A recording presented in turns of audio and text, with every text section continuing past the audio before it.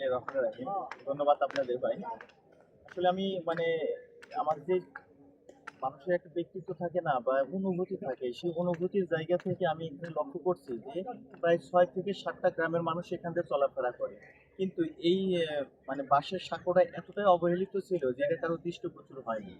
তো আমি খুবই কষ্ট লাগছে, সম্মানিত মা বোনেরা এখান থেকে যাতায়াত করে, বিশেষ করে বাচ্চারা স্কুলে যখন যায় তখন অনেক ঝুঁকি নিয়ে এটা পারাপার হয়। তখন আমি গ্রামের ২-৪টা ইয়াং যুবক ছেলেপেলের সাথে কথা বলি এবং ময়-মুরব্বিদের সাথে মত বিনিময় করি। তো ওনারা বলে বাবা সবারই সদ ইচ্ছা আছে কিন্তু নেতৃত্বের অভাব আছে। তো সেখান থেকে আমি উদ্যোগ নেই যে আমি হয়তো একটু এখানে যদি মধ্যস্থতা করে জিনিসটা কমপ্লিট করে দিতে পারি তাহলে হয়তো ভালো হয়। তো সেই সুবাদে মানুষজনের সাথে কথা বলি আমাদের ইউনিয়ন সভাপতি ডক্টর জাকারিয়া ভাই, আমাদের ছাত্র শিবিরের সমিতির সভাপতি নয়ন ভাই আছে।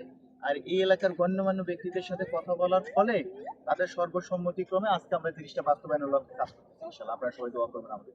ধন্যবাদ আপনাদেরকে এখানে এসে এজ করার জন্য। আসলে আল্লাহ রাব্বুল আলামিনের শুকরিয়া যে আমরা আসলে ভালো কাজগুলো করতে চাই। ভালো কাজগুলো করতে চাই, শুধু আমাদেরকে একটু সহযোগিতার দরকার। এই জন্য আসলে যখন দেশ এবং জাতি যখন দুর্বিষহ সময় অতিক্রম করছে, মানুষের চলাচল, মানুষের জীবনের নিরাপত্তা নাই, সেই সময়ে আমরা এই সরাইদহের এই ব্রিজটা যেটা বাঁশের সাঁকো আছে, এই বাঁশের সাঁকোটা অকেজো। এই অকেজো সাঁকোর দিকে কারো নজর পড়ে না, অথচ এখানে ৭-৮টা গ্রামের লোকজন এখানে যাতায়াত করে। স্কুল কলেজের বাচ্চা ছেলেপেলেরাও এখানে যাতায়াত করে, মা বোনরা এখানে যাতায়াত করে।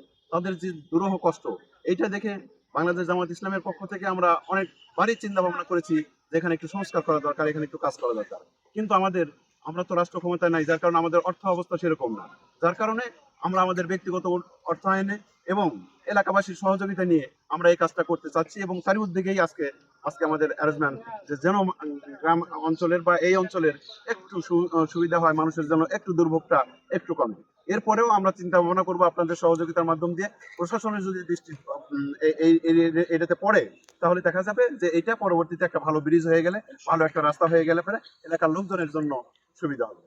ধন্যবাদ। চলো ভাই এই যে যুক্ত করে দিতেছে আমাদের সরকার, আমাদের অনেক দিন অফে করে আমাদের রাস্তাটা করে দিতেছে, আমার ভালো লাগছে। অনেকদিন ধরে রাস্তা করে চামড়াইকোনা ইউনিয়নের মাননীয় চেয়ারম্যান পদপ্রার্থী জামাতের থেকে ভাই মোহাম্মদ তরিকুল ইসলাম উদ্যোগ নিয়ে এই কাজটা শুরু করেছে। যাতে এলাকাবাসী খুশি, আমরাও খুশি। পিছনে যে সাঁকোটা দেখতে পাচ্ছেন, এই সাঁকোটা একদিন আমি রাস্তা দিয়ে যাইতেছিলাম, দেখি একটা বৃদ্ধ মহিলা অনেক কষ্ট করে এই ঝুঁকিপূর্ণ সাঁকো দিয়ে পার হইতেছে, দেখে আমার অনেক মায়া লাগে। কিন্তু আমার সময় ছিল না বিদায় তার সাথে আমি দেখা করতে পারি নাই, এবং আমি যদি সময় থাকতো তাহলে ভিডিও করে আপনাদের দেখাইতেছিলাম যে কত ঝুঁকিপূর্ণ নিয়ে সেই বৃদ্ধা মহিলাটা এই সাঁকোতে পার হয়ে। তো ধন্যবাদ আপনাদেরকে এই কাজটা করার জন্য।